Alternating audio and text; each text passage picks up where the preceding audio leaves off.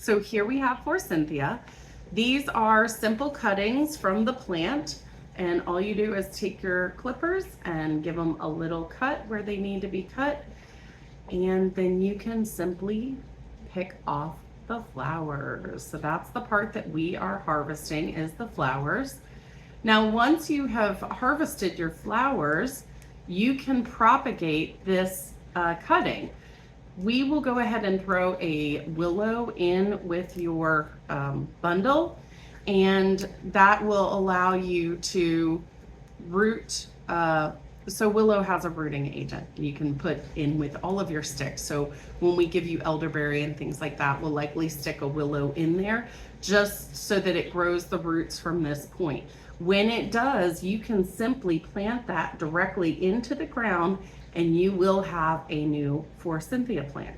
Now, these do require a lot of maintenance in the sense of regular pruning. It's not that difficult. And if you're harvesting them, it's gonna be an easy way to do it anyway, instead of sitting there and cutting or picking off the flowers at the bush. Simply go out when you're ready to harvest, give it a cut, and then you have this. Now, quick way is just strip it straight down, so you don't have to sit there and pick them. And then once you have enough of the Forsythia, for instance, if you're gonna make a jelly with it or a syrup, you're gonna need like a jar full. So pretty much all of these you're gonna need for that. Because it is a flower, if you're making a tincture or a bitter, you're gonna wanna use probably most of them.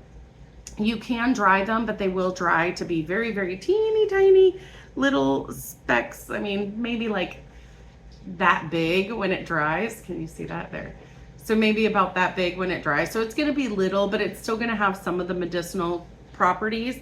Forsythia is gonna be really great for respiratory issues. If you want to make a salve for topical, then I would recommend leaving the flowers out overnight and letting them dry for a day just to get the moisture content out, and then go ahead and infuse your oil. Now, you don't have to make your salve right away. You can use the oil as is, or you can make a salve if you want to use it for topical. You can, like I said, dry them out and then store them in your jar and use them for later use if you want. You can also make your infusion now. Say you want to make jelly, you know that that's what you want to do with it, but you're not going to make it today, but you want to go ahead and have the infusion from the fresh flowers. Then you can make that infusion and freeze it. So just make sure it's a container that is safe for freezing, and you'll want at least 3 cups of your infusion.